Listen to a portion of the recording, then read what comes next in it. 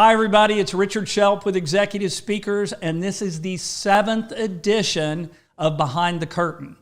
As you know, in Behind the Curtain, we tell you a little something about one of our favorite speakers, and we teach you something that can help you in the speaking business. Our guest today is Kate O'Neill. Kate O'Neill is known as the Tech Humanist.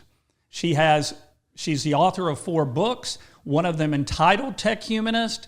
Also, she worked at Netflix, Toshiba. She's got a lot of great stories associated with that.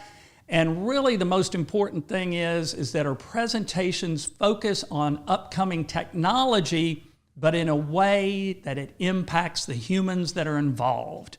Welcome, Kate. Thank you. We love having you here.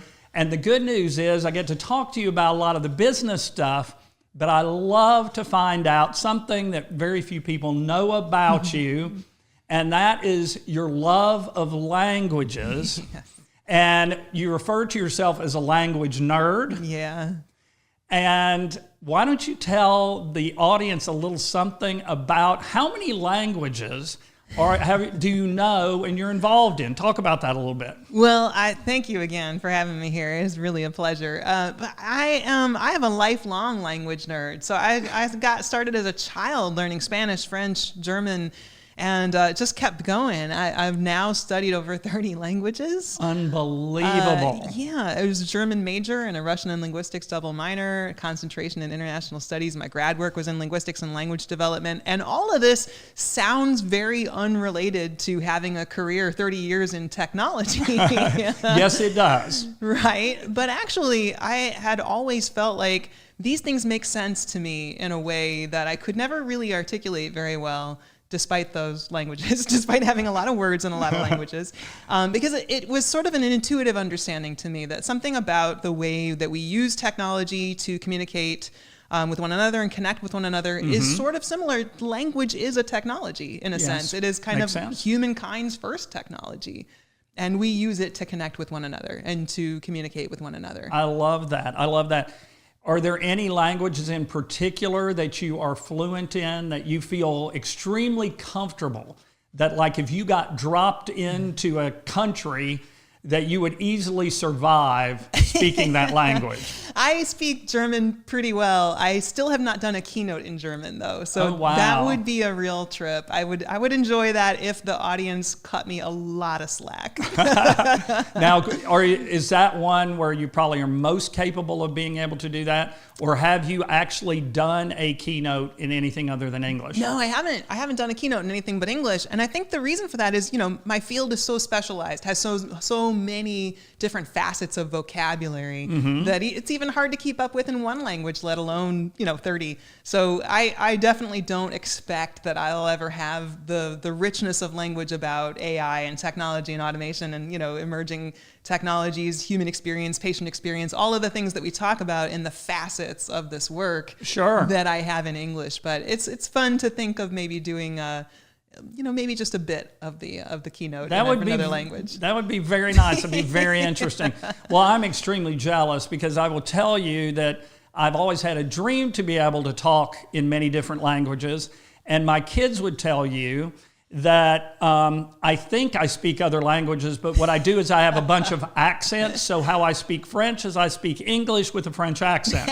They understand that perfectly, right? And that's how it works with me. So anyway, so it's great to hear about your background, but obviously what we need to do is we need to teach our little audience members about some things that can help them with their speaking business. And I love that you're a great customizer of your content. You're very good at that. Now, there are a lot of other speakers that do customize. However, you have a unique angle using your language skill to kind of customize your presentation.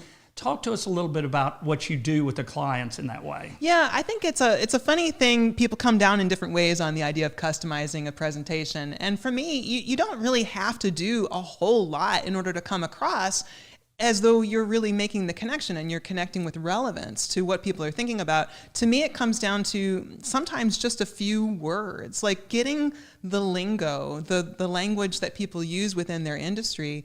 You can really kind of connect that back to, for example, what do they call the customers or users in their industry, right? In different industries, like Disney refers to the people who visit their parks as guests.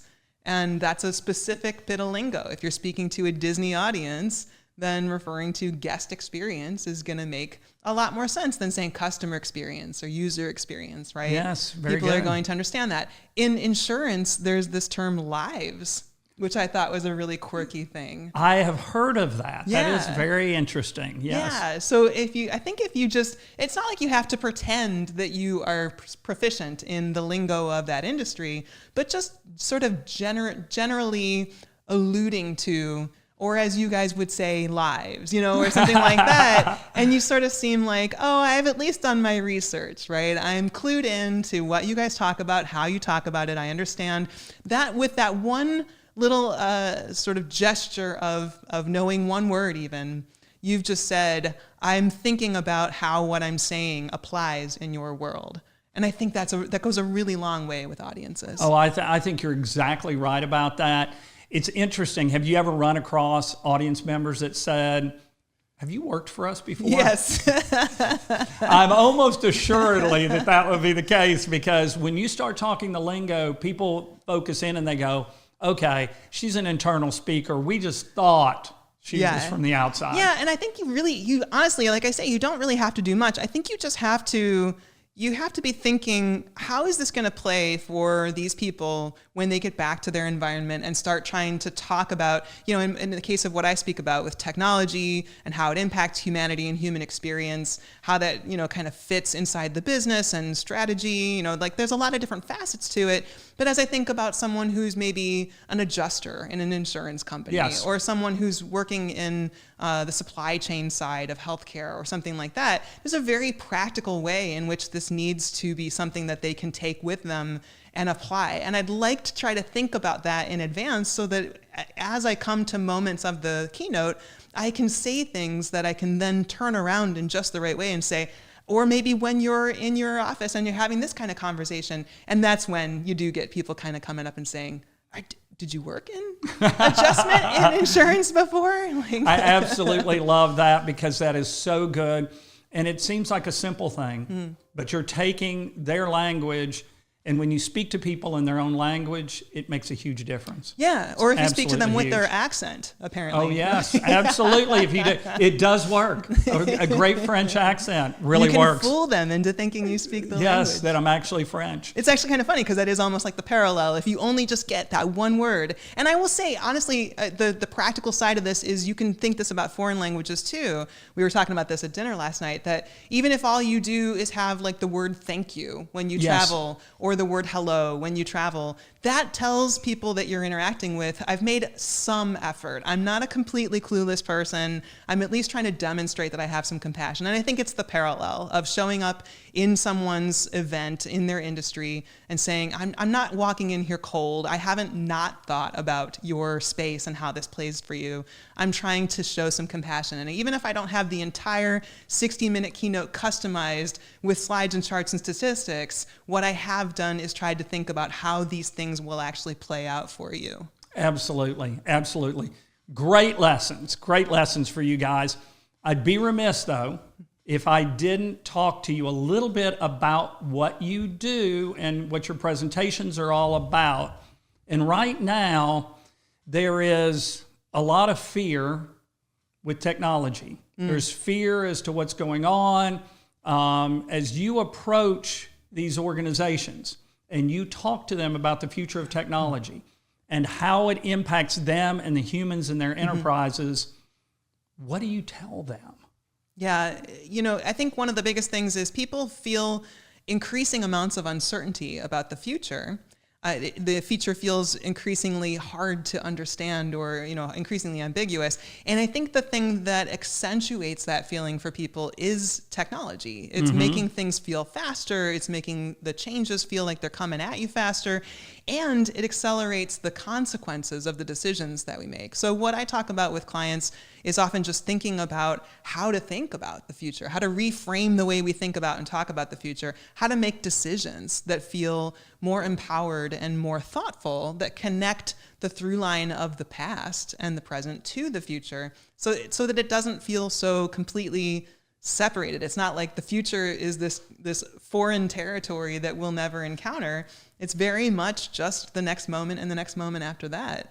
So I think it feels better for people to walk out of a keynote or a facilitated session, a workshop, whatever, and think like, I know how to talk about the future now, or think about the future in a way that's different from what I had before. And honestly, there could just about be no more helpful thing for, I think, humans today than to be able to not feel so much anxiety about the future. Absolutely. There's huge value. So many people speak on AI and technology, but there's huge value in understanding how humans can relate to that technology, how they can take advantage of it, and how they can survive and thrive in those environments. Yeah. And there's so much we can do, whether we're executives leading large companies, or we're, individual contributors in those companies, or we're speakers or consultants who work with those companies. I think there's an awful lot that any of us can do at any level, in any place we are, to try to bring that sense of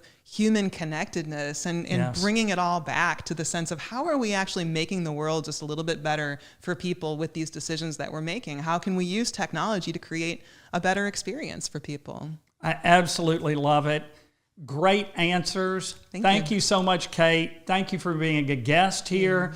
We absolutely loved it, and I know they loved the lessons that you showed them as well. And they're jealous of you and your language knowledge, I can tell you. And thank you, audience, for your attention. And you stay tuned for all sorts of future episodes when you can truly find out what's behind the curtain.